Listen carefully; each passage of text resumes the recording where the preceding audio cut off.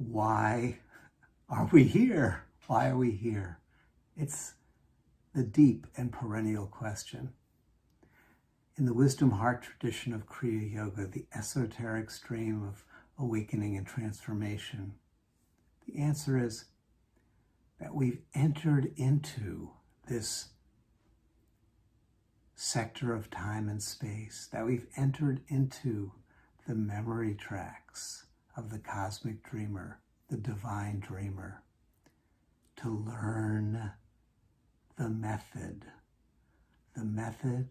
of being fully present, blissful, and aware, while creating and dissolving and creating and dissolving. It's what's happening all around us.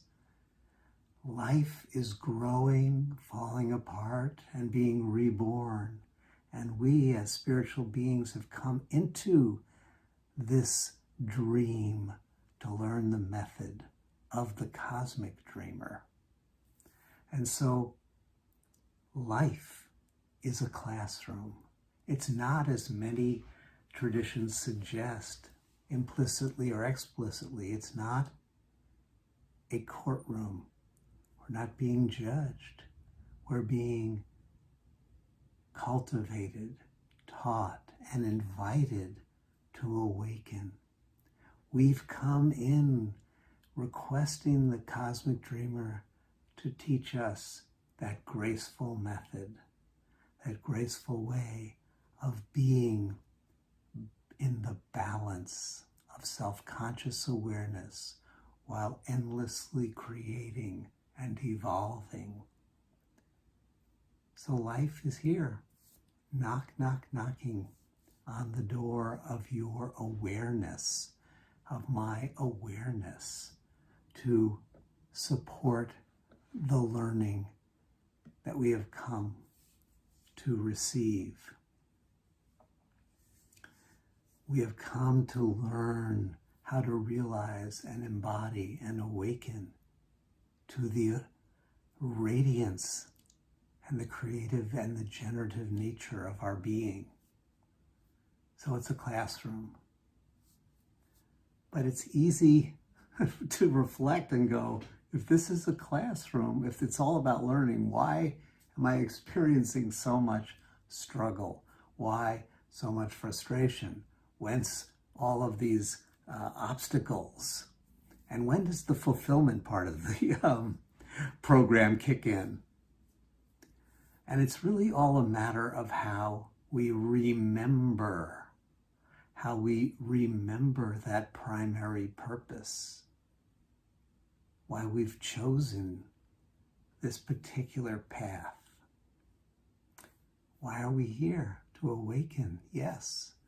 And how are we engaging with that curriculum? Because our way of engaging is what determines the quality, if you will, the intensity of the learning process. You can think of our engagement in the learning journey on a continuum from unconscious engagement to awakened, fully present engagement.